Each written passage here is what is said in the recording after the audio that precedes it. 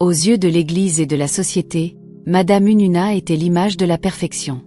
Elle portait sa foi comme une couronne, assistait à chaque service religieux et était toujours la première à crier « Alléluia » ou à s'agenouiller pendant l'adoration. Les pasteurs l'adoraient, surtout pour ses offrandes généreuses et la manière dont elle dirigeait le groupe des femmes avec grâce. On conseillait aux jeunes femmes de prendre exemple sur elle.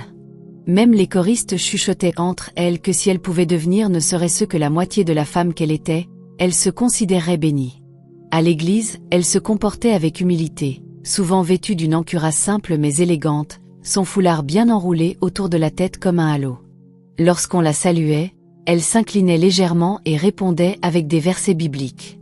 Les femmes plus âgées l'appelaient Mama Grace, les plus jeunes l'appelaient Mommy Ununis, et tout le monde jurait qu'elle était un don du ciel. Mais si seulement ils pouvaient voir ce qui se passait derrière les portes closes de sa maison. Sous les robes religieuses soigneusement portées se cachait un cœur noirci par l'envie et la haine, surtout envers la personne qu'elle aurait dû aimer le plus, sa belle-fille, Amarachi. Elle traitait Amarachi comme de la vermine, une servante vivant sous son propre toit. En public, Amarachi était présentée comme une domestique qu'elle avait recueillie d'un village. Une parente éloignée, disait-elle aux voisins curieux.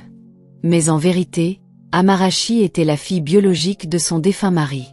Ununis l'enfermait régulièrement dehors, surtout si elle rentrait tard des courses pour l'église ou du marché, qu'elle était forcée d'effectuer. Une nuit pluvieuse, Amarachi fut envoyée livrer de la farine de yam à la maison d'un ancien de l'église, à 5 rue de là. Elle revint trempée, tremblante et en pleurs après avoir été poursuivie par des garçons de rue, pour trouver les portes verrouillées. Ununis, depuis la fenêtre de sa chambre, siffla et murmura « Ça t'apprendra ». Puis elle éteignit les lumières. Chaque erreur, même aussi petite que laisser tomber une tasse, valait à Amarachi une gifle ou une réprimande publique. Ununis criait, jurait et la menaçait devant ses filles choyées, faisant sentir à Amarachi qu'elle était une étrangère dans la maison de son père. La douleur était profonde, mais Amarachi ne se rebellait jamais. Son silence devenait sa force. Elle endurait les humiliations, les insultes et les coups, non pas parce qu'elle était faible, mais parce que son cœur portait quelque chose de plus grand, les souvenirs de sa défunte mère et de son père, cet homme qui la prenait autrefois dans ses bras et l'appelait sa princesse. Mais Ununis avait réussi à convaincre le monde qu'Amarachi n'était personne, juste une servante qu'elle autorisait généreusement à rester sous son toit. Et l'église continuait d'applaudir Ununis, la félicitant pour son sacrifice d'élever une orpheline, sans savoir qu'il célébrait une hypocrite en dentelle et talons. La maison où vivait Amarachi était un duplex, mais pour elle, c'était une prison.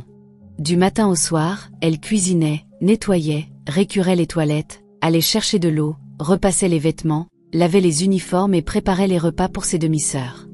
Les filles biologiques d'Ununis, Angela et Blessing, étaient élevées comme des princesses. Elles ne levaient jamais le petit doigt. Amarachi s'agenouillait près de leur lit pour enlever leurs chaussures, ramassait leurs assiettes après les repas et massait même leurs pieds lorsqu'elles étaient fatiguées. Pendant qu'Angela et Blessing assistaient à des événements de mode, regardaient la télévision et dormaient pendant les corvées, Amarachi était toujours à genoux, balayant ou nettoyant. Il y avait des nuits où elle s'endormait en pleurant sur un tapis fin au coin de la cuisine, tandis qu'elle ronflait sur des lits moelleux dans des chambres climatisées. Ununis s'assurait qu'Amarachi reste une ombre, jamais vue, jamais entendue, jamais aimée. La cruauté d'Ununis n'avait pas de limite. Un dimanche particulier, Amarachi venait de préparer le petit déjeuner pour toute la maison, du porridge d'igname, du plantain frit, du thé et des œufs. Alors qu'elle dressait la table, elle trébucha sur le sac à main d'Angela, laissé négligemment dans le couloir, et un plateau de nourriture se renversa. Sans attendre d'explication, Ununis la gifla si fort que sa boucle d'oreille lui déchira l'oreille. « Tu veux gaspiller ma nourriture ?» cria-t-elle. « Sais-tu combien coûtent les œufs au marché ?» Angela et Blessing riaient pendant qu'Amarachi ramassait les assiettes cassées en pleurs. Plus tard ce jour-là, Ununis monta à l'autel de l'église pour témoigner de la manière dont Dieu l'utilisait pour élever une pauvre fille du village qui aurait fini dans la rue. Ces mots firent pleurer beaucoup de gens. Amarachi n'avait plus la force de pleurer. Ce qui rendait la situation encore plus douloureuse, c'était que toute la communauté croyait au récit d'Ununis. On disait souvent à Amarachi à quel point elle était chanceuse de vivre avec une femme aussi gentille. Certains lui donnaient même des conseils comme « Remercie toujours Dieu pour Mommy Ununis. Sans elle, tu souffrirais au village. Personne ne savait qu'Amarachi était la fille de l'homme qui avait construit la maison, un entrepreneur prospère qu'il aimait profondément avant que la tragédie ne frappe. Elle se taisait pour protéger sa dignité et parce que personne ne l'aurait cru de toute façon. Sa souffrance devenait un cycle de survie, un jour à la fois. Elle n'avait jamais d'amis. Elle était toujours trop occupée pour socialiser. Sa scolarité fut interrompue après qu'Ununis lui eût dit « On ne peut pas gaspiller d'argent pour une fille qui finira dans la maison d'un autre homme. » Et pourtant, Amarachi ne se rebellait jamais. Dans son silence, elle priait. Dans son épuisement, elle endurait. Et dans son cœur, elle attendait un jour, un miracle dont elle n'était pas sûre qu'il viendrait. Avant qu'Ununis n'entre en scène, le monde d'Amarachi était rempli de lumière. Son père, Monsieur Aonko, et sa mère, Ifian, avaient construit ensemble une maison paisible et aimante. Ils n'étaient pas seulement mari et femme, ils étaient les meilleurs amis. Leur rire résonnait dans les couloirs. Leurs prières étaient dites à l'unisson. Et leur amour pour Amarachi était comme un rayon de soleil par un jour froid. Ifian attachait les cheveux d'Amarachi chaque matin, l'accompagnait à l'école et laissait des petits mots doux dans sa boîte à lunch. Son père revenait toujours avec quelque chose pour elle, parfois un livre, parfois une friandise, parfois juste une étreinte chaleureuse qui disait « Tu comptes ». Amarachi croyait autrefois que sa vie était un conte de fées parfait. Mais la vie, de manière cruelle, brisa cette illusion le jour où sa mère tomba malade. Au début, ce n'était que de la fatigue. Puis vinrent des vomissements prolongés et finalement un lit d'hôpital avec des médecins murmurant de terribles possibilités derrière des rideaux tirés. Cancer. Ce seul mot changea tout. La santé de sa mère se détériora rapidement, et avec elle, la joie de son père. Il essaya de rester fort, contracta des prêts, vendit des propriétés, fit tout ce qui était humainement possible pour sauver la femme qu'il aimait. Amarachi regardait, impuissante, sa mère, autrefois pleine de vie, s'éteindre comme une fleur fanée. Lorsqu'elle mourut, la maison devint froide. Son père ne fut plus jamais le même. Sa foi s'affaiblit, sa force déclina, et ses yeux portaient un chagrin permanent. Après des mois de deuil, les gens à l'église, en particulier le pasteur Zakora, commencèrent à lui conseiller de se remarier. Un homme ne peut pas élever une fille seule, disait-il. Et c'est ainsi qu'Ununis entra en scène. La femme qui portait Dieu comme un vêtement, mais cachait un serpent en dessous. Ununis était douce au début. Elle apportait de la nourriture à la famille en deuil, priait bruyamment dans le salon et appelait toujours Amarachi sa nouvelle fille. Mais sa douceur n'était qu'un masque. Lentement, ses exigences commencèrent. D'abord petites, puis cruelles. Elle dictait comment Amarachi devait s'habiller, manger et se comporter. Elle prit lentement le contrôle de la maison, faisant sentir à Amarachi qu'elle était une étrangère chez elle. Monsieur Akonko essaya de résister, mais sa santé déclinait. Il subit un AVC quelques mois après le mariage et mourut dans un accident fatal un an plus tard en voyageant pour un contrat à Abuja. Ce fut le coup final. Amarachi était maintenant seul, laissé avec une femme qui n'avait prétendu l'aimer que pour la richesse de son père. Le jour même de l'enterrement de son père, Ununis changea les serrures de la chambre d'Amarachi et la déplaça dans la cuisine. Le message était clair. Ses jours d'amour et de confort étaient terminés. Dès cet instant, le conte de fées d'Amarachi s'acheva et une réalité douloureuse commença. Ununis avait une étrange manière de porter le deuil après la mort de son mari.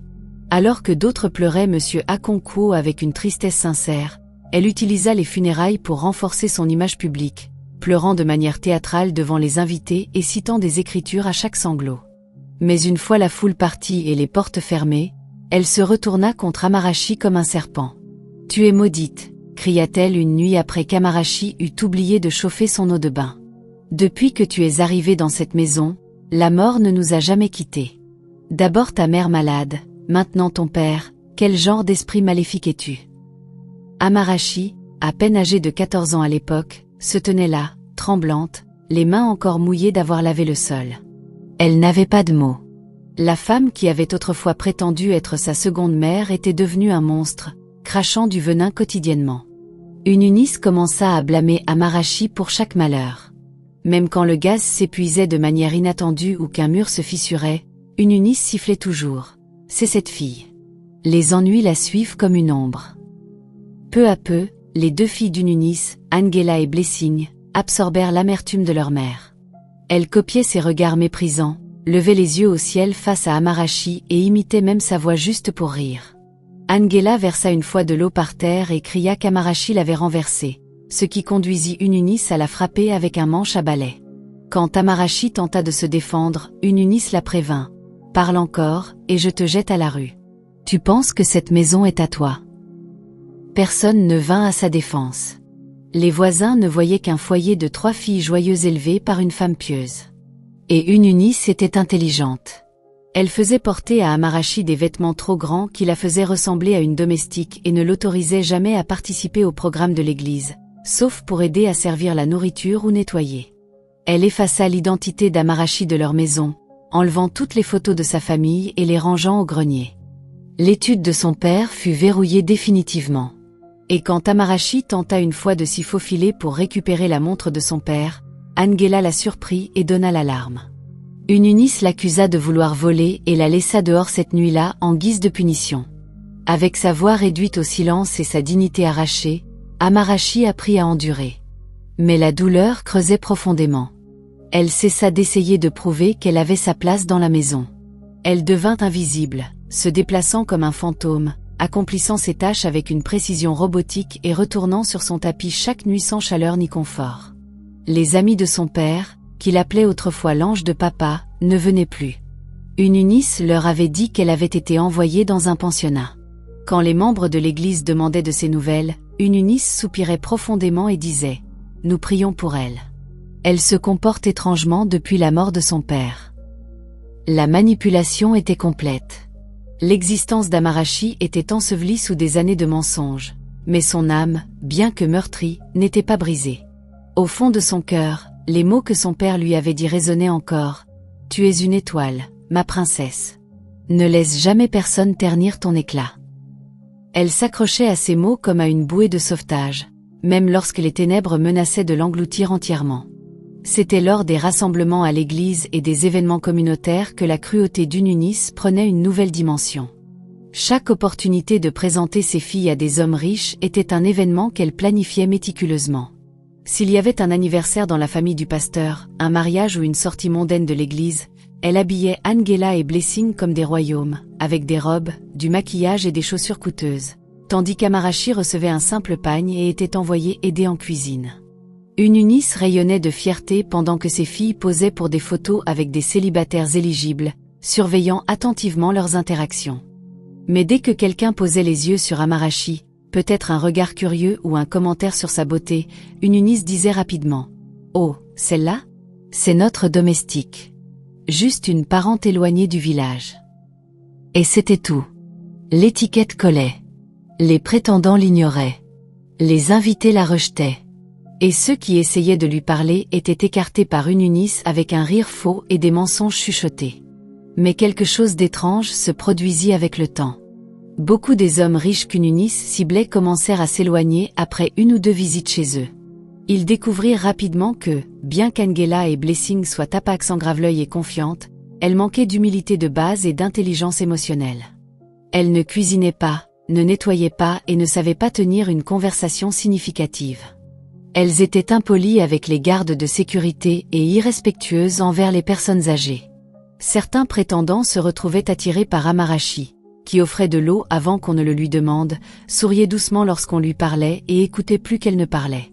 Mais chaque fois que l'un d'eux tentait de l'approcher avec un intérêt sincère, Ununis le remarquait et mettait rapidement fin à cela, soit en éloignant Amarachi, soit en mentant qu'elle était fiancée à quelqu'un au village. Amarachi apprit à rester silencieuse pendant ces moments, le cœur douloureux, l'âme bouillonnant discrètement. Le pire arriva lorsqu'un certain jeune homme, fils d'un homme d'affaires éminent et philanthrope connu, vint leur rendre visite un soir. Il avait rencontré Blessing lors d'un programme pour jeunes et voulait mieux connaître la famille. Mais dès qu'il entra dans leur maison, son attention se porta sur Amarachi. Elle lui servit à boire, les yeux baissés, la voix à peine audible. Pourtant, quelque chose dans sa présence était captivant. Il demanda à Ununis des informations sur elle, et elle rit maladroitement en disant « Oh, celle-là ? C'est juste une aide. Mes filles sont les joyaux ici. » Mais l'homme ne fut pas dupe. Après 3 visites, Il demanda à parler à Amarashi en privé. Cette nuit-là, Ununis entra dans une rage folle. « Alors, tu veux voler le prétendant de ta sœur, hein ?» cria-t-elle, traînant Amarashi par les cheveux. Sans attendre d'explication, elle organisa l'envoi d'Amarashi au village de sa sœur dès le lendemain matin. « Reste là-bas jusqu'à ce que tu apprennes la honte », aboya-t-elle. Amarashi supplia, pleura, s'agenouilla. Mais le cœur d'Ununis était de pierre. Son seul crime était d'avoir été remarquée pour la grâce qu'elle n'avait jamais demandée. Le voyage jusqu'au village fut long, chaud et douloureux, non seulement à cause du bus branlant ou des routes poussiéreuses, mais à cause de ce qu'il représentait. Ce n'était pas des vacances. Ce n'était pas une visite familiale. C'était un exil. Amarashi fut abandonnée dans la cour de la sœur aînée d'Ununis, tante Véronica, une femme tout aussi amère et méfiante qu'Ununis. Dès son arrivée, Véronica lui fit comprendre qu'elle n'était pas la bienvenue. « Alors, tu veux voler un homme, hein ? Petite vipère », cracha-t-elle. L'environnement n'avait rien à voir avec la maison. Pas d'eau courante, pas d'électricité, et certainement pas d'amour. Amarashi était forcée de se réveiller avant l'aube, d'aller chercher de l'eau dans un ruisseau lointain, de s'occuper des chèvres, de cuisiner pour tout le compound et de piler l'igname tard dans la nuit. Toute erreur entraînait des insultes, des gifles, voire la privation de nourriture. Elle dormait dans une petite pièce en bois avec un plafond qui fuyait et des rats qui couraient à ses pieds. Personne n'appelait pour prendre de ses nouvelles. Personne ne demandait si elle allait bien. Mais au milieu des épreuves, Amarashi fit quelque chose de remarquable. Elle ne perdit pas sa bonté. Elle aidait les voisins, lavait les pieds d'une vieille veuve sans enfant, portait du bois pour les femmes allant au marché et priait chaque soir à côté de la maison. Sa douceur commença à attendrir quelques cœurs au village. Les enfants souriaient en la voyant. Certains anciens commencèrent à dire « Cette fille n'est pas ordinaire ». Un enseignant itinérant, qui séjourna quelques jours dans le compound, lui demanda un jour pourquoi elle était là. Quand elle lui raconta son histoire, il répondit simplement « Ils peuvent verrouiller une porte, mais ils ne peuvent pas verrouiller le destin ». Ces mots restèrent avec elle. Le village devint une sorte de terrain d'entraînement étrange, qui écrasait son corps, mais affûtait son âme. Elle commença à voir sa douleur non comme une punition, mais comme une préparation pour quelque chose qu'elle ne comprenait pas encore pleinement. 3 mois passèrent avant qu'Ununis ne la rappelle enfin. Pas parce qu'elle avait changé d'avis, mais parce qu'elle avait besoin d'aide à nouveau. Angela et Blessing étaient devenues trop paresseuses pour même faire bouillir de l'eau, et Ununis elle-même souffrait récemment de douleurs articulaires. Alors elle rappela Amarashi, agissant comme si rien ne s'était passé. Quand Amarashi arriva à la maison, les voisins s'illuminèrent. Le gardien sourit largement. La vendeuse de pain cria son nom avec joie. Même le jardinier dit « Bienvenue, petite madame ». Mais en entrant dans le compound, Amarashi vit quelqu'un de nouveau. Un jeune homme, grand et d'apparence humble, portant une chemise marron simple et ouvrant la porte. Le nouveau gardien. Leurs regards se croisèrent. Il hocha poliment la tête. Elle sourit faiblement. C'était le début de quelque chose qu'aucun d'eux n'aurait pu prévoir, une amitié silencieuse forgée dans la douleur et la tristesse, qui allait finalement ébranler les fondations mêmes de la maison qui avait tenté de l'enterrer. Le moment où Amarashi franchit la porte du compound, c'était comme si la terre même de la maison se souvenait d'elle. Bien que ses mains fussent calleuses et ses pieds poussiéreux de la vie au village, il y avait une sérénité dans son esprit, comme quelqu'un qui avait traversé une tempête et en était sorti plus fort. Son retour fut accueilli avec joie dans des coins inattendus, les gardiens de sécurité, les nettoyeurs, et même les vendeurs de rue autour du domaine. Tous souriaient chaleureusement, certains l'enlaçaient même.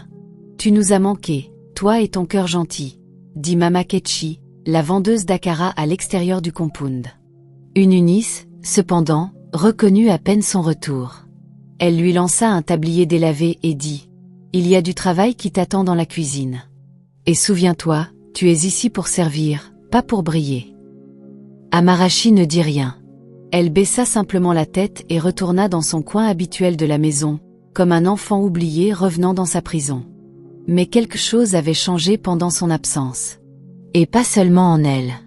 Le nouveau gardien, Hush, avait une présence difficile à ignorer. Il était grand, à la peau sombre, avec une carrure athlétique, et se déplaçait avec une confiance discrète. Il parlait rarement sauf si on lui adressait la parole, mais ses yeux portaient des histoires non dites. Contrairement aux autres dans le compound, il traitait Amarachi comme une égale. Il proposait de porter ses seaux, ouvrait la porte avec un sourire, ou parfois se contentait d'un hochement de tête encourageant quand Ununis lui criait des insultes. Au début, Amarachi n'y prêta pas beaucoup attention. Elle avait appris à ne pas attendre de gentillesse, mais avec le temps, leurs chemins se croisèrent plus souvent au robinet de l'arrière-cour, près de la maison du gardien, sous le manguier derrière le compound où elle s'asseyait parfois pour se reposer. Et peu à peu, ils commencèrent à parler. De petits saluts devinrent des blagues partagées. Les blagues partagées se transformèrent en conversations profondes sur la vie, la douleur et l'espoir. En huche, Amarachi trouva ce qu'elle n'avait jamais eu, un auditeur. Il ne la plaignait jamais, ne demandait jamais plus qu'elle ne pouvait donner, et ne l'interrompait jamais dans son silence. Lui aussi semblait porter le poids de quelque chose dont il ne parlait pas, un passé enveloppé de mystère, mais non défini par l'amertume. Il parlait de livres, de foi, de rêves, et parfois restait simplement assis en silence à regarder la lune. Les voisins commencèrent à remarquer leur proximité, mais personne ne dit un mot. Ununis, cependant, le remarqua, et dans son cœur, elle commença à comploter. Elle ricana, non pas par inquiétude, mais avec une satisfaction tordue. Pour elle, cette amitié naissante était la preuve qu'Amarachi ne s'élèverait jamais. Qu'elle finisse avec un gardien, murmura-t-elle un soir en les observant depuis son balcon à l'étage. C'est tout ce qu'elle vaut de toute façon. Elle n'avait aucune idée que son plan pour déshonorer Amarachi s'alignait lentement sur un dessein divin de renversement qu'elle ne pourrait arrêter. Chaque jour qui passait renforçait le lien entre Amarachi et Huche, bien qu'aucun des deux n'osât appeler cela de l'amour.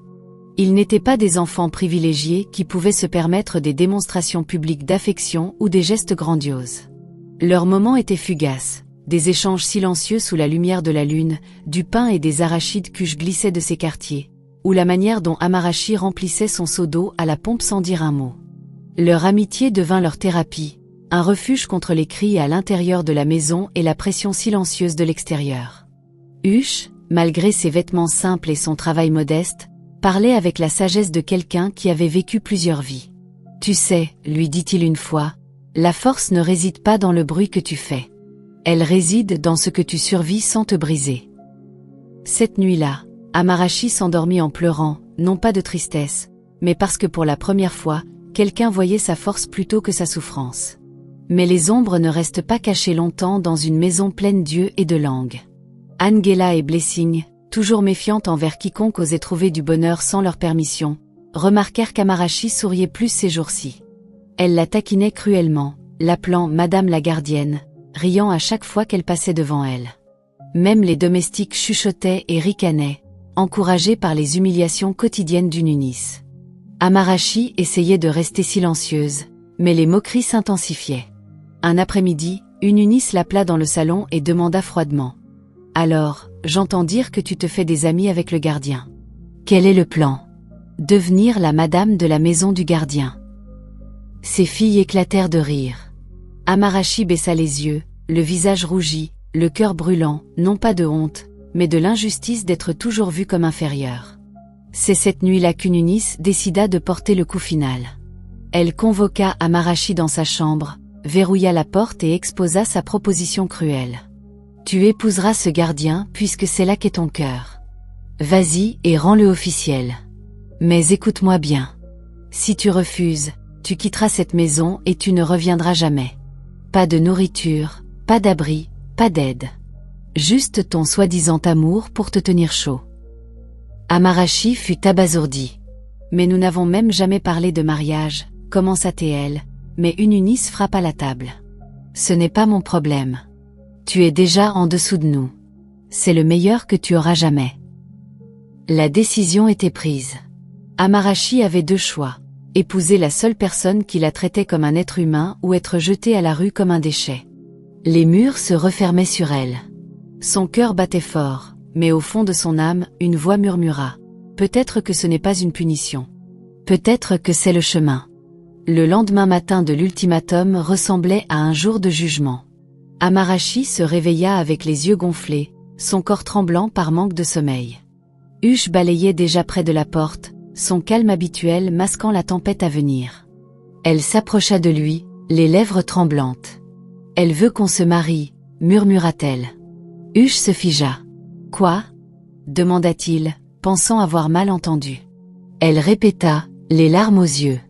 Il s'arrêta un moment, puis prit doucement sa main et l'emmena dans un coin ombragé derrière la maison. Elle déversa tout, les menaces d'Ununis, la décision forcée et ses peurs. Huche écouta calmement, son expression indéchiffrable. Après un long silence, il parla enfin. « Si tu dis oui, je l'honorerai.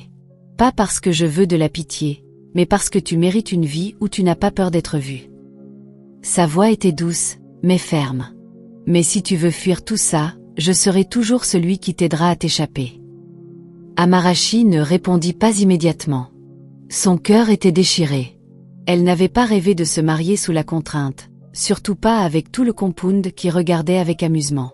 Mais dans son âme, elle savait qu'Huche était différent, un homme qui ne l'avait jamais méprisé, même quand le monde entier le faisait. Elle hocha lentement la tête. « Si c'est ainsi que mon histoire doit commencer, alors je préférerais la commencer avec quelqu'un qui me respecte. » Et juste comme ça, la décision fut prise. L'annonce fut faite discrètement, mais les moqueries furent bruyantes. Ununis rit si fort que son estomac lui faisait mal. Enfin, la domestique épouse le gardien. Quel couple parfait dans la poubelle. Angela et Blessing suivirent, publiant sur les réseaux sociaux avec des légendes comme « l'amour dans les égouts ». Personne n'offrit d'aide. Pas de vêtements, pas de nourriture, pas de cadeaux. Même la couturière locale refusa de coudre la robe d'Amarachi lorsqu'elle apprit la nouvelle. C'était un mariage construit sur la moquerie. Et pourtant, ils allèrent de l'avant. La cérémonie eut lieu dans l'arrière-cour du compound. Il n'y avait pas de chaise, pas de décoration, pas de musique, juste Amarachi, Huche et quelques voisins solidaires venus avec des cœurs purs et des prières chaleureuses. Ununis s'assit à l'étage avec ses filles, observant depuis le balcon, lançant des insultes toutes les quelques minutes. « Assurez-vous de ne pas trop manger de riz », cria-t-elle à un invité. Ils n'ont rien cuisiné. Mais à travers tout cela, Amarachi restait calme. Elle portait une robe d'occasion empruntée à une voisine et marchait pieds nus car ses sandales s'étaient cassées ce matin-là. Pourtant, elle était radieuse, car elle ne marchait pas vers la honte. Elle marchait vers la liberté. Et bien que le monde pensât que c'était son point le plus bas, il ne savait pas qu'il assistait au début d'un renversement divin, qui laisserait même ses ennemis tremblants. Le mariage d'Amarachi et Huche fut différent de tout ce que le domaine avait jamais vu. Pas à cause de sa grandeur, mais à cause de l'humiliation intentionnellement orchestrée par Ununis et ses filles. Il n'y avait pas de planificateur de mariage, pas de décorateurs embauchés, pas de groupe jouant de la musique en fond. Amarachi portait une robe blanche empruntée avec quelques petites déchirures dans la dentelle, à peine visible pour les quelques invités bienveillants présents, mais une source de moquerie cruelle pour Ununis. « Regardez cette honte, dit-elle, observant depuis son balcon avec un sourire narquois. Même les mendiants s'habillent mieux pour les mariages de nos jours. » Ses filles gloussaient derrière elle, filmant de courtes vidéos de l'événement pour les publier sur les réseaux sociaux. Angela légenda une vidéo. En direct de la parade de la pauvreté, visage avec des larmes de joie. Mais en bas, Amarachi se tenait la tête haute, son cœur battant non pas de honte, mais d'un courage discret. Elle refusait de laisser son mariage devenir l'enterrement de sa dignité. Huche, vêtue de sa meilleure chemise, légèrement délavée mais soigneusement repassée, se tenait à ses côtés comme un pilier. Bien qu'il n'eût pas de bague à offrir, il avait quelque chose de plus sacré, sa parole. Lorsque le ministre officiant, un ancien retraité du quartier qui admirait leur lien, les déclara mari et femme, il n'y eut ni acclamation, ni son de trompette, ni cri de « embrasser la mariée ». Juste quelques applaudissements sincères de deux voisins âgés et une étreinte chaleureuse de la femme qui vendait des fruits au bout de la rue. Pourtant, pour Amarachi, c'était le moment le plus beau de sa vie. Elle ne se mariait pas pour le statut ou la gloire. Elle se mariait pour la paix, pour l'espoir et pour le premier goût de la compagnie. Huche essuya doucement une larme de sa joue et murmura « Nous construirons à partir de ça, même si ça prend une éternité. » Ces mots étaient discrets, mais dans ce silence, ils résonnaient plus fort que le rire d'Ununis au-dessus. Après la cérémonie, Ununis descendit dramatiquement de son balcon, agitant un morceau de tissu au-dessus de sa tête comme à un enterrement. Pas de nourriture, pas de boisson. Quel genre de mariage est-ce? Cria-t-elle, attirant plus d'attention. Vous deux êtes parfaitement assortis. Une fille esclave et un gardien. Que la faim et la souffrance ne quittent jamais votre union. Ces mots, empoisonnés par la cruauté, transpercèrent l'instant comme un couteau. Certains invités se levèrent maladroitement. D'autres murmurèrent, honteux. Amarachi se tenait là, les poings serrés, retenant ses larmes. Mais Hush se tourna et posa sa main sur son dos, la guidant loin. « Laisse-les parler », murmura-t-il. « Nous n'avons pas besoin de musique pour danser.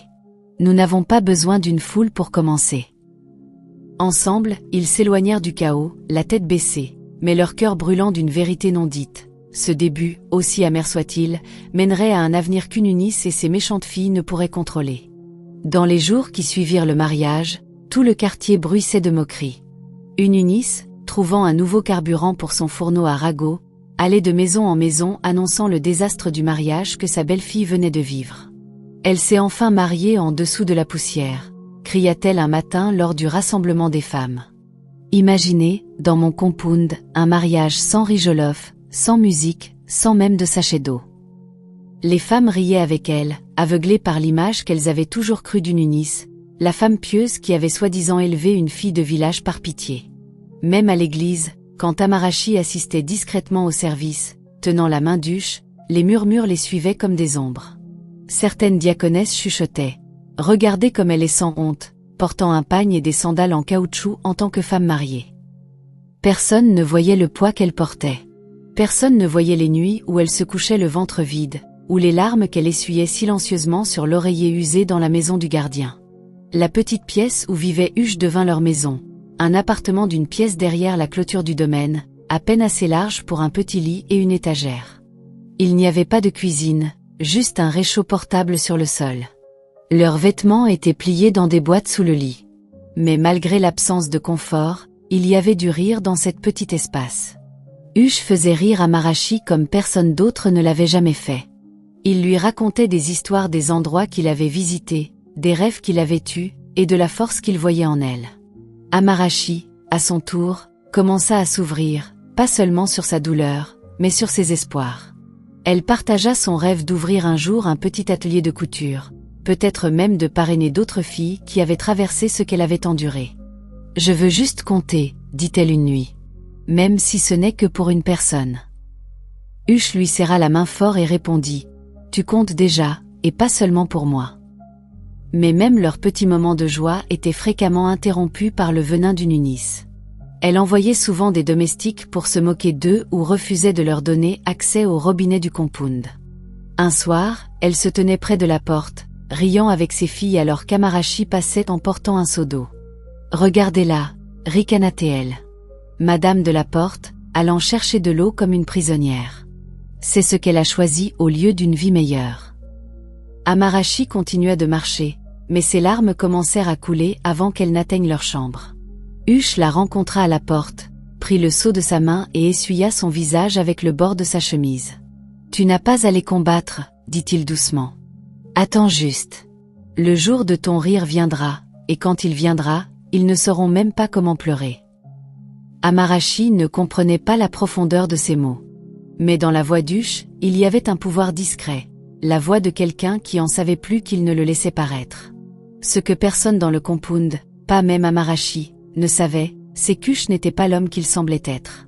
Derrière la chemise usée et l'attitude discrète se cachait l'héritier de l'une des plus grandes entreprises de développement immobilier du pays. Son vrai nom était Eushena Obiagula Dick, le fils unique du défunt milliardaire industriel, le chef Maxwell Dick. Avant la mort de son père, Hush avait étudié à l'étranger et était rentré pour travailler dans l'entreprise familiale. Mais il se lassa des sourires artificiels, des chercheuses d'or et des louanges vides des femmes qui voulaient son portefeuille, pas son cœur. Sa vie était une scène remplie de comédiens jusqu'à ce qu'il décide de disparaître et de trouver quelqu'un de vrai. C'est alors qu'il prit un emploi de gardien ordinaire, en déguisement, ne cherchant que la solitude et la clarté. Mais le jour où il vit Amarachi balayer discrètement le compound avec des sandales déchirées, un sourire brisé et de la bonté dans les yeux, il sut que sa quête était terminée. Il l'observa de loin au début, son humilité, la manière dont elle traitait les étrangers avec respect, la manière dont elle ne laissait pas les épreuves lui enlever sa dignité. Même quand Ununis lui criait dessus ou qu'Angela l'insultait, Amarachi restait calme.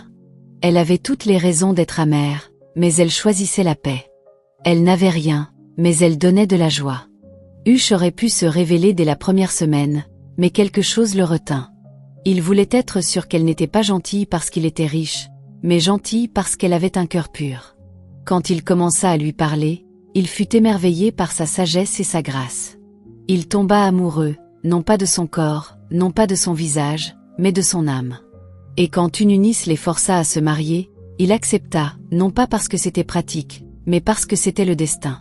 Ce qu'Ununis pensait être une punition était en réalité le chemin vers la récompense d'Amarachi. Alors qu'il dormait dans la petite maison du gardien, Hush préparait déjà quelque chose en secret. Il avait appelé son assistant personnel quelques jours avant le mariage, lui demandant d'organiser une seconde célébration, pas dans un hôtel chic, mais à l'endroit même où ils avaient été humiliés. Qu'ils voient, avait-il dit, que ce qu'ils ont jeté était de l'or. Son assistant, le seul au courant de son déguisement, avait commencé à envoyer des invitations à des associés d'affaires puissants, des médias et des figures de la haute société. Des Rolls-Royce, des G-Wagons et des limousines étaient alignés en préparation. Tout était prêt. Il ne restait plus qu'à choisir le bon jour. Et Hush, regardant Amarachi dormir dans ses bras chaque nuit, savait que son jour, le jour où ses ennemis s'agenouilleraient, était très proche. Il avait vu sa honte. Il avait partagé sa douleur. Mais maintenant, il était temps que le monde voie sa gloire. La semaine suivant le mariage fut calme, trop calme. Ununis croyait qu'elle avait enfin gagné. Sa plus grande insulte avait été exécutée, et elle était certaine que le destin d'Amarachi était scellé dans la honte. Elle marchait avec une arrogance renouvelée, annonçant à quiconque voulait l'entendre, « Je l'avais prévenue. » Maintenant, elle est officiellement la madame de la porte. Angela et Blessing ne faisaient pas mieux. Elle réalisait des sketchs en ligne imitant le mariage d'Amarachi avec des balais et des lampes à kérosène, légendés avec des hashtags comme Dies couple de porte 205. Le compound bruissait de moqueries, mais Hush restait calme. Chaque insulte lancée contre eux était accueillie par le silence. Chaque rire dans leur dos était ignoré. Amarachi, bien que profondément blessé, ne se plaignait jamais. « Laisse-les avoir leur moment », disait Hush le soir. « Les tables vont tourner. » En coulisses, des plans se déroulaient dont même Amarachi n'avait aucune connaissance. Hush avait personnellement approuvé la liste des invités pour une cérémonie de bénédiction privée et envoyé des invitations livrées à la main aux PDG, célébrités, dignitaires et alliés de longue date de la famille du pays. Ce n'était pas organisé dans un lieu huppé comme certains l'auraient attendu, mais juste là, dans le même compound où Amarachi avait été moqué.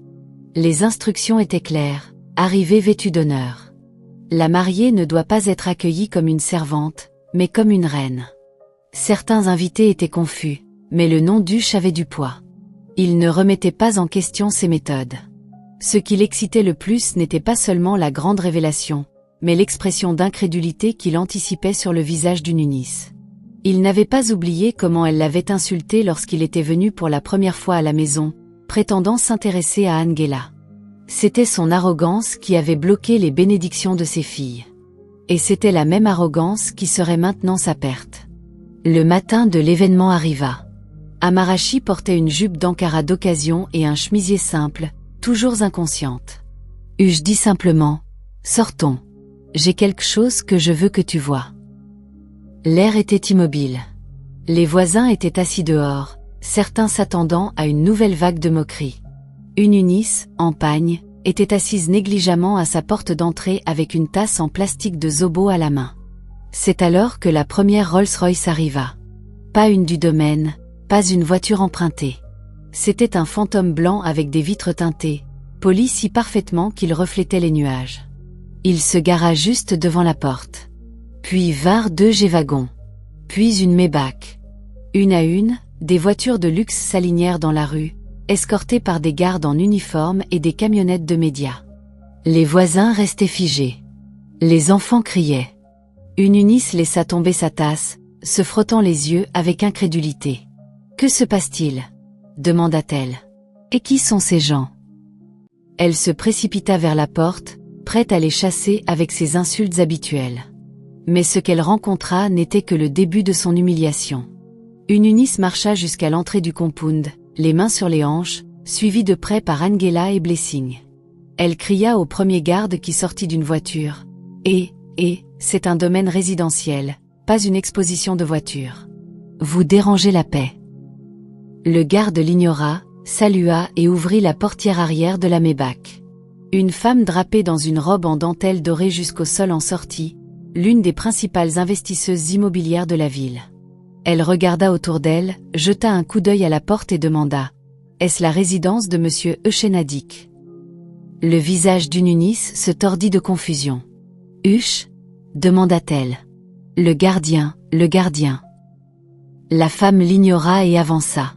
Ensuite, un homme en costume 3 pièces descendit d'une G-Wagon. Puis un animateur de télévision populaire. Puis 2 investisseurs étrangers. Les flashs des caméras jaillissaient. Les photographes capturaient l'instant. Puis vinrent les journalistes, micro sortis. « Est-ce la cérémonie surprise ?» murmura un reporter à un autre. La tension dans l'air était plus épaisse que du ciment. Ununis tenta de bloquer la porte. « Il doit y avoir une erreur. C'est un mariage de pauvres. Vous êtes au mauvais endroit, insista-t-elle. Mais alors, Huche apparut, portant un smoking bleu marine taillé sur mesure, escorté par 2 gardes du corps. Amarachi se tenait à ses côtés, toujours habillée modestement, mais rayonnante de confusion. « Ma chère, lui dit-il doucement, je suis désolé de ne pas t'avoir dit plus tôt. J'avais besoin d'être sûr de ton cœur. » Il se tourna vers la foule grandissante, prit le micro d'un membre des médias et se tint sur le trottoir du domaine. « Mesdames et messieurs, commença-t-il, je suis Euchena Obiagula-Dick, l'unique héritier de Dick Global Holdings, et cette femme à mes côtés. » Il regarda Amarachi avec une profonde affection. « Et ma femme, pas une aide, pas une domestique, mais ma reine. » La foule éclata de choc. Les caméras se mirent à flasher. Les médias se précipitèrent pour diffuser l'instant en direct. Ununis tomba en arrière sur le trottoir. « Jésus !» cria-t-elle, se tenant la poitrine. « Quel genre de piège est-ce ?» Angela et Blessing étaient paralysés par l'embarras. Leur bouche restait ouverte, incapables de parler. Les voisins commencèrent à chuchoter et à pointer du doigt. Ceux qui avaient insulté Amarachi cachaient leur visage. Ceux qui avaient ri le plus fort commencèrent à se retirer dans leur maison. Huche se tourna vers les invités et dit « Veuillez vous mettre à l'aise. La nourriture est servie dans la cour. Aujourd'hui, nous honorons non seulement notre amour, mais aussi la résilience, la loyauté et la force d'endurer. » Amarachi, trop abasourdi pour parler, tenait sa main fermement. Les larmes montaient dans ses yeux. « Tu savais ?» lui demanda-t-elle. Il sourit doucement. « Dès le premier jour où je t'ai vu. Je savais que tu étais une reine cachée sous des haillons. » À cet instant, aucun bijou coûteux, aucune robe de créateur, aucun maquillage nuptial ne pouvait surpasser l'éclat de la justification dans ses yeux. Sa douleur n'avait pas été vaine. Et pour Ununis, ce n'était que le début de la disgrâce.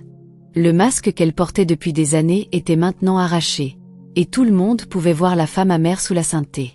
Huche conduisit Amarachi au centre de la cour où un élégant arc blanc avait été discrètement installé pendant qu'Ununis et ses filles se moquaient d'elle depuis leur balcon plus tôt dans la semaine. Il se tourna vers elle, tenant ses mains devant le public stupéfait. « Amarachi, dit-il, sa voix calme mais autoritaire, quand je suis venu ici comme un simple gardien, je ne cherchais pas une maison ni même la paix. Je cherchais la vérité, un cœur qui n'était pas acheté par la richesse ni trompé par les apparences. Je l'ai trouvé en toi. » Amarachi sanglota de manière incontrôlable, submergé par l'émotion. Ununis, toujours assise par terre avec son pagne à moitié défait, regardait avec incrédulité. Tout son corps tremblait, non pas de froid, mais du poids de sa disgrâce publique. Les gens chuchotaient derrière elle.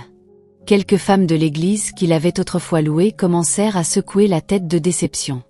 Huche n'avait pas fini. Il sortit une boîte dorée que son assistant lui tendit et l'ouvrit pour révéler des clés de voiture. « Ceci, dit-il en les levant, est la clé de ta nouvelle Rolls-Royce garée juste de l'autre côté de la route. » Les murmures se répandirent comme une traînée de poudre dans la foule. Amarachi haleta. Tu n'as pas fait ça? Commença-t-elle, mais Huche leva un doigt. Attends, il y a plus. Il sortit une autre enveloppe et la lui tendit. À l'intérieur se trouvaient des documents prouvant l'enregistrement d'une société à son nom, Amara Grace Design Limited, une entreprise de mode et de vente au détail entièrement financée avec un capital de démarrage initial et des partenariats avec des fournisseurs internationaux. Tu m'as dit un jour que ton rêve était d'ouvrir une entreprise de couture pour aider des filles qui étaient autrefois comme toi. Ce rêve commence aujourd'hui, pas demain. Aujourd'hui. Amarachi s'effondra contre sa poitrine, pleurant comme une enfant. Tu m'as vu même quand je ne me voyais pas moi-même, murmura-t-elle. Il hocha la tête. J'ai vu tout ce qu'ils ont essayé de cacher. Alors que les invités applaudissaient, certains avec des larmes aux yeux, un bruit sourd se fit entendre dans un coin. Ununis s'était évanouie. Son corps devint mou alors que deux voisins se précipitaient pour la porter. Angela cria « Maman! Maman !» tandis que Blessing restait figée, incapable de bouger. La même femme qui avait forcé une fille à épouser un homme qu'elle pensait être un moins que rien venait de voir ce moins que rien transformer sa propre disgrâce en une manchette nationale. Les anciens de l'église présents évitaient Ununis.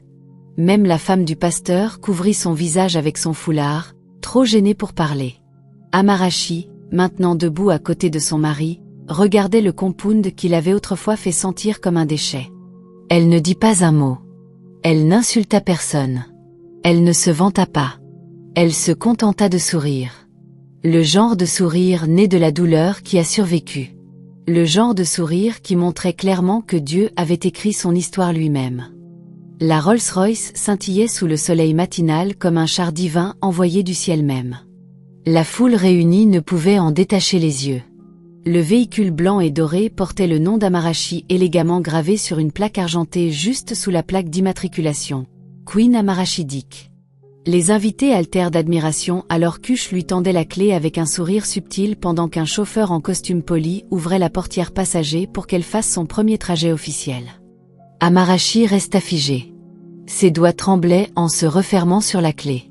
Elle jeta un coup d'œil à la voiture, puis à Huche, puis aux sandales de mariage toujours à ses pieds, de simples sandales en caoutchouc avec des fleurs roses fanées. Elle avait traversé le feu dans ses sandales. Et maintenant, elle montait dans une voiture que la plupart des gens ne voyaient que dans les magazines. Ses yeux s'emplirent de larmes. « Je ne mérite pas ça », murmura-t-elle. Huche prit doucement sa main et répondit « Tu mérites bien plus. Ce n'est que le début. » En montant dans la voiture, l'intérieur murmurait le luxe, siège en cuir doux, appuie-tête personnalisé et le parfum de la richesse et de la grâce. Les photographes capturaient chaque instant. Certains des gens qui s'étaient moqués d'elle 2 semaines auparavant se bousculaient maintenant pour se rapprocher suffisamment pour un selfie. Soudain, Amarachi n'était plus la femme du gardien. Elle était une reine dont le trône avait été caché sous des cendres.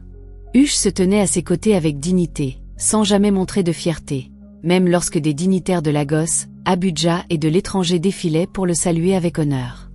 D'autres véhicules commencèrent à arriver, des camions transportant de la nourriture, des boissons et des cadeaux.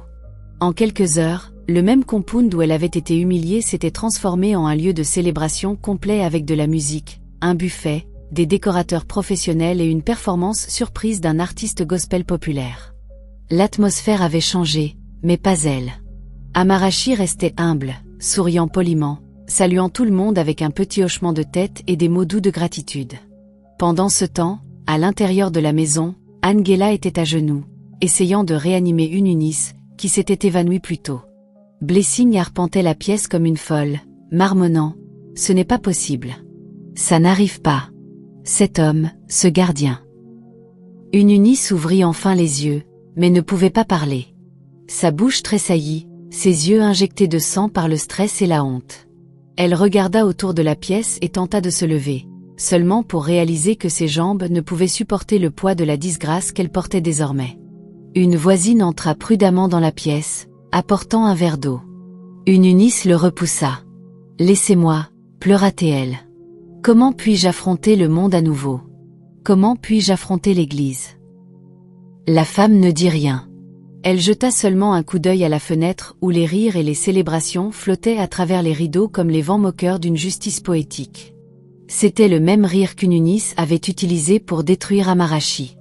Maintenant, il résonnait avec un message qu'elle ne pouvait plus ignorer.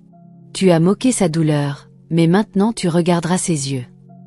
Alors que les invités dansaient et que la musique jouait doucement en fond, Ush conduisit Amarachi dans un coin tranquille sous le manguier derrière le compound, le même endroit où il s'asseyait et parlait quand tout le monde pensait qu'il n'était qu'un gardien. Avec sa veste enlevée et ses manches retroussées, il ressemblait plus à l'homme qu'elle avait connu au début, doux, ancré et réel. « Tu te souviens de cet endroit ?» demanda-t-il. Amarachi hocha la tête, des larmes coulant silencieusement sur son visage. « C'était le seul endroit où j'avais la paix, » répondit-elle. Il fouilla dans sa poche intérieure et en sortit un morceau de papier usé, un petit dessin qu'elle lui avait donné un jour sans savoir à quel point cela comptait pour lui.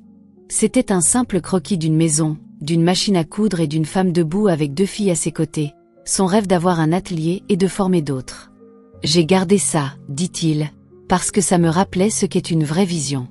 Quelque chose n'est non pas de la richesse, mais de la douleur. » Il prit une profonde inspiration, puis commença à partager la vérité qu'elle n'avait jamais imaginée. « La première fois que je t'ai vu, Amarachi, j'étais venu dans ce compound pour rencontrer Angela. Ta belle-mère m'avait invité. Je portais des vêtements de créateur ce jour-là. J'étais venu dans un Range Rover, mais avant même d'atteindre la porte d'entrée, je t'ai vu à l'arrière, pieds nus, portant un bassin d'eau, essayant de te protéger du soleil. Tu as souri à une petite fille qui passait, même si tu avais l'air épuisé. Ce sourire, cet instant, ça a brisé quelque chose en moi. » Amarachi le fixa, stupéfaite. « J'ai observé comment tu endurais les insultes, » continua-t-il. « J'ai vu comment tu balayais pendant qu'elle riait, et je me suis dit, cette fille n'a pas besoin d'être sauvée. Elle a juste besoin d'une chance. » Il s'arrêta, puis ajouta, « C'est là que je suis parti, j'ai changé de vêtements et je suis revenu le lendemain comme gardien. » Amarachi ne pouvait pas parler. Tout son corps tremblait d'incrédulité. Elle s'était toujours demandé pourquoi Ush n'agissait jamais comme les autres travailleurs, pourquoi il était toujours calme, éloquent et observateur. Maintenant, tout avait du sens. Tout, de la manière dont il écoutait à la manière dont il choisissait le silence plutôt que la défense, avait été intentionnel. « Je ne voulais pas d'une femme qui m'aimait pour mon argent, » dit-il. « Je voulais une femme qui m'aimerait quand je n'avais rien.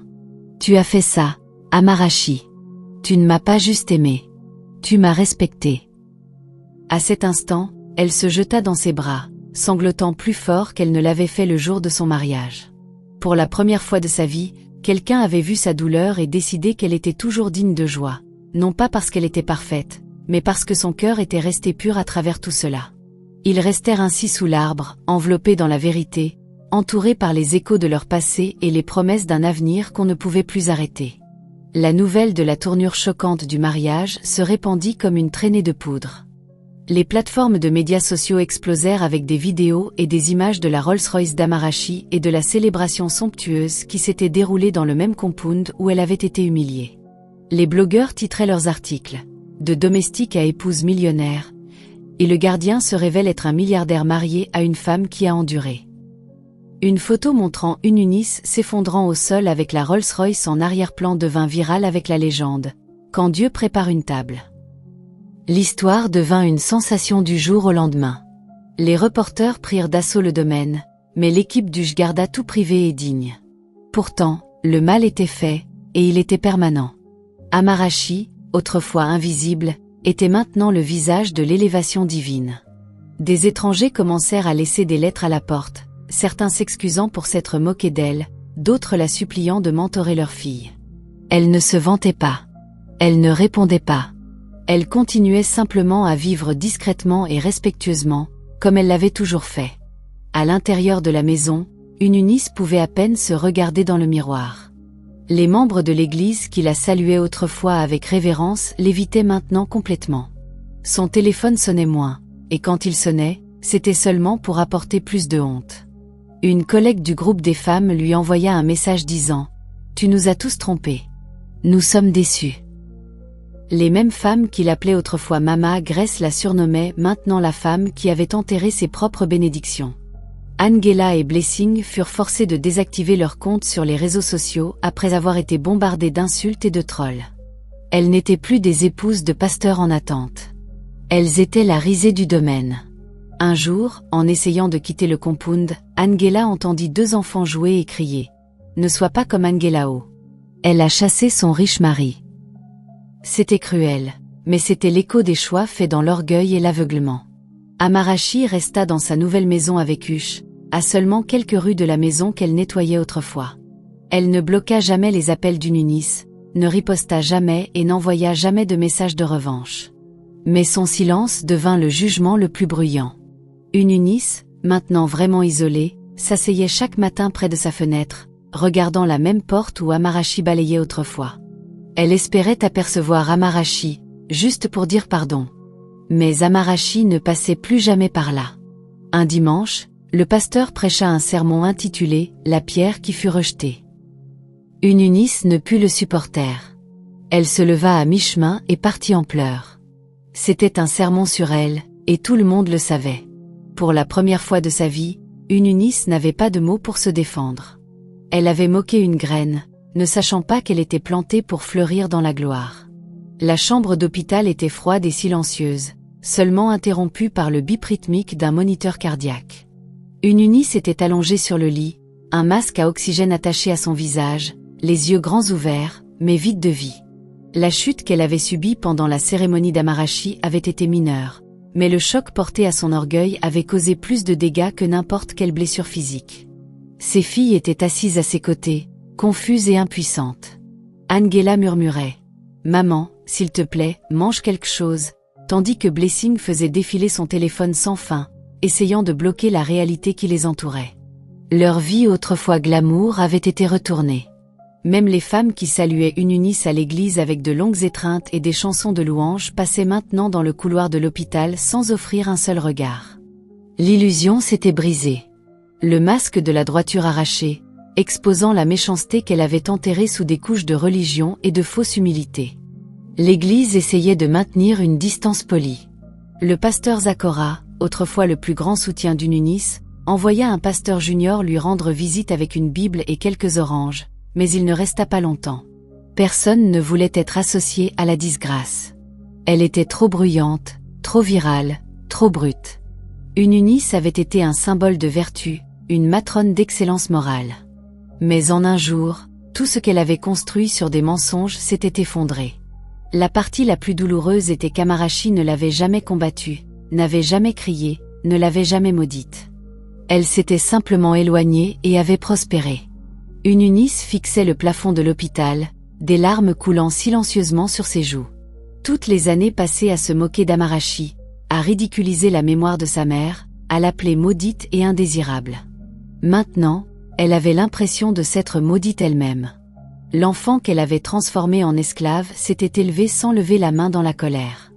L'hôpital la libéra une semaine plus tard. Elle rentra dans une maison qui ne lui semblait plus la sienne. Le compound était silencieux, non pas par respect, mais par évitement. Les enfants ne la saluaient plus. Les voisins se détournaient rapidement lorsqu'elle passait. Angela et Blessing essayaient de la réconforter, mais c'était inutile. Elles aussi étaient devenues des parias sociales. Les invitations s'arrêtèrent. Les propositions disparurent. Et les 2 hommes qui avaient autrefois montré de l'intérêt pour les épouser envoyaient maintenant leurs regrets, disant qu'ils avaient besoin de temps pour réfléchir. L'orgueil d'Ununis lui avait tout coûté. Un matin, elle s'assit seule dans l'arrière-cour, regardant les oiseaux se poser sur le manguier où Amarachi et Hush s'asseyaient autrefois. Elle murmura dans son souffle « Dieu, qu'ai-je fait ?» Mais les cieux restèrent silencieux. Le soleil continuait de se lever, et quelque part non loin, la même fille qu'elle méprisait construisait un empire, non pas avec de la vengeance, mais avec un but. La nouvelle maison était située dans une rue calme, entourée de grands palmiers et d'oiseaux-mouches qui dansaient dans l'air. À l'intérieur, les murs étaient décorés de couleurs douces et de photographies chaleureuses. La photo de remise de diplôme d'Amarachi, qu'Hush avait organisée en privé, le jour où elle signa ses documents d'entreprise, et une photo encadrée d'elle assise derrière le bureau de sa nouvelle société, Amara Grace Design Limited. Hush l'observait depuis l'entrée de la cuisine un matin alors qu'elle examinait des tissus envoyés de France. Elle était une femme transformée, non seulement en statut, mais en force. Ses cheveux étaient soigneusement tressés, son visage rayonnant sans maquillage, et sa posture calme, gracieuse. Tu t'assieds encore comme quelqu'un qui a nettoyé toute la matinée, plaisanta-t-il. Elle sourit sans lever les yeux. Peut-être que je suis juste habituée à trouver la paix dans des endroits difficiles. Il s'approcha, déposa un baiser sur son front et répondit. Plus maintenant. Maintenant, tu vis dans la paix. Amarachi avait pris sa douleur et l'avait transformée en but. Elle embaucha de jeunes femmes abandonnées, maltraitées ou oubliées. Les filles des mêmes rues où elle marchait autrefois pieds nus trouvaient maintenant un abri, des compétences et de la dignité sous ses soins. Elle ne racontait pas son histoire à la télévision. Elle ne donnait pas d'interview. Elle laissait ses actions parler. Quand les gens demandaient comment elle avait soudainement acquis de la richesse, elle disait simplement « Dieu m'a vu quand personne d'autre ne l'a fait ». Et chaque fois qu'elle passait dans son ancien quartier, les enfants couraient pour la saluer. « Tante Amarachi !» criait-il. Elle s'arrêtait, les serrait dans ses bras, distribuait de la nourriture et des jouets. Mais elle ne regardait plus jamais vers la maison du gardien.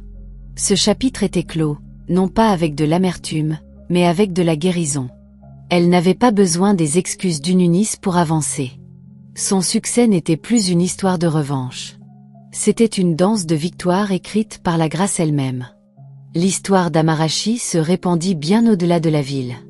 Elle devint une légende silencieuse, la femme forcée d'épouser un gardien pour découvrir qu'il possédait tout le domaine. Et bien qu'Ununis s'asseyait chaque dimanche matin près de sa fenêtre, regardant Amarachi passer dans sa Rolls-Royce, Amarachi ne s'arrêtait jamais pour faire un signe, ne se vantait jamais et n'envoyait jamais de message de moquerie. C'était son triomphe final, non seulement la richesse, non seulement l'amour, mais la capacité de s'élever sans se retourner pour détruire ceux qui avaient essayé de l'enterrer. Son histoire devint une parabole dans les foyers, un avertissement dans les églises et un rappel dans les écoles. Ne méprisez jamais quelqu'un à cause de là où il est aujourd'hui. Parce qu'un jour, il pourrait s'élever, et quand il le fera, vous ne saurez même pas comment vous agenouiller. Amarachi avait été moquée, mais à la fin, elle devint la femme que tout le monde souhaitait avoir honorée. Merci d'avoir regardé cette vidéo. Qu'avez-vous appris de cette histoire? Laissez vos commentaires ci-dessous. N'oubliez pas de liker, commenter et vous abonner à ma chaîne YouTube, pour plus de contenu.